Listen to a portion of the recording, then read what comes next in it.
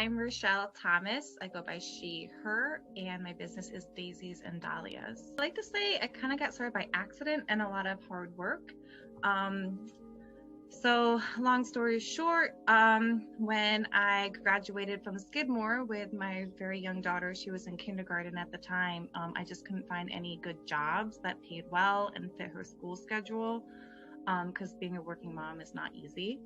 And I had some previous experience with gardening, and I knew I loved being outside. And I had a friend who has gardened his whole life as his occupation, and so he had me help him out. And that's when I really realized that it's actually a viable job.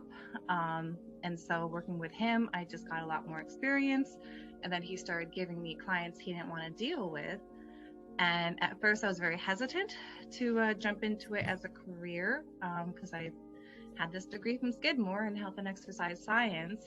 So I was very much part-time, but then the more people kept calling me, the more I realized that it was time to make a business. So started off with me and my Nissan Altima, then slowly I got a CRV, and then a truck, and then another truck, and then a trailer, and now I have like a whole crew. And yeah, over the course of the 5 years, it's grown. By adding plants and flowers, obviously that helps the air quality, that helps our pollinators, that helps sequester carbon into the soil. For a lot of people, they're totally unaware of where like vegetables come from. And so to be able to help people grow their own food, it's all very valuable and important work that I think a lot of people don't think about. Like if their jobs aren't necessarily in this field, or unless they have this as a hobby, like they might not know how to grow food or take care of gardens. And so I think it's a very really worthwhile and meaningful job that I get to have. Just learning how to run a business. There's no like user manual for that, and I'm still learning. I think that definitely took some time to build, and just more experience taught me a lot. A lot of the challenges still come with like just managing a lot of moving parts. This isn't like a standard 9-to-5 job. There's no set schedule, and as I've learned, everything is unpredictable. Like no day really goes according to plan. So I've just really had to learn to go with the flow and set my intentions and do the best I can. And oftentimes things work out better than I expect, but there's just too much that I can't always tell how it's going to go. So I would say that's very challenging. And just learning, how to be a good boss and a good business owner is always a work in process. We're all going to get old, hopefully, and we're all going to have to admit one day that we can't do everything that we used to do. And so when I get these old ladies that are like in their 80s or 90s and just finally admitting that they can't take care of their gardens anymore, those are really my favorite, because I know that they've really poured their heart and soul into their gardens. And for them to finally admit that they can't care for it, I know is a huge step for them. And so it really means a lot when we can come in and clean them up for them, restore them, either start new or just, freshen up what they've spent years caring for. Like that really makes a difference. Because especially with a garden, if you let it go, like you can visually see that disarray, and you might not think gardens make a difference, but when you come home and you see a very clean, beautiful garden, like that gives you a sense of peace. I just feel like it's a really gift to be able to provide that for my clients. We do weekly flower bouquets for a local restaurant, and at the end of the week we swap them out with fresh flowers. And for a while I was just like passing out the old, I'd say old, they're still beautiful and fresh, so I would just pass them out to whoever I saw.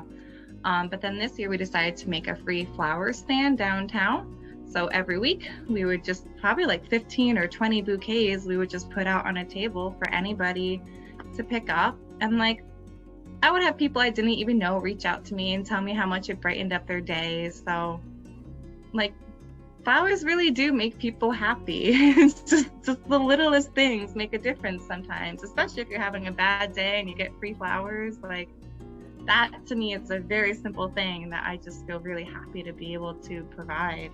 Eventually, like I'm in the process of buying land right now. Like I would love to grow my own flowers and have like a fresh cut, pick your own maybe. I would love to just teach more people how to garden, because I think there's just so many benefits to gardening, like for your emotional, your physical health, for your immunity, just being in the dirt. There's a sense of pride in watching your gardens grow, whether it's to eat or just to enjoy. So I would love to do more like garden education, whether I'm teaching people about their own gardens or if they come to a site that I have.